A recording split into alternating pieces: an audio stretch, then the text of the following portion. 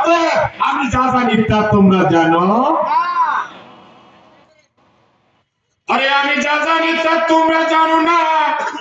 দিয়েছিলেন এই ঘোষণা, মাটির আদমে এমন কি দরকার, আল্লাহ পরওয়ার বুঝি না মহিম, আমরা বুঝি না আল্লাহ পরওয়ার বুঝি না। আলহামদুলিল্লাহ বলেন।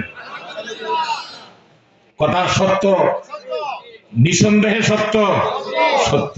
এবার আসেন মেরাজ শরীফের যে আয়াতে কারিমা আমি প্রথম নিয়েছিলাম, সূরা ইকরার 1 নম্বর আয়াত। আল্লাহ পাক বললেন সুবহান। এই সুবহান বলতে যাইয়া বাবা আদম আলাইহিস সালামের ঘটনাটা, এটাকে আশ্চর্যতম ঘটনা না? কথা বলেন, আর বড় করে বলেন। ইব্রাহিম খলিলুল্লাহ আলাইহিস সালামকে নমরুদের অগ্নিকুণ্ডে ফুলের বাগান করে দিয়েছেন, এটা আশ্চর্য ঘটনা নয়? আর বড় করে বলেন।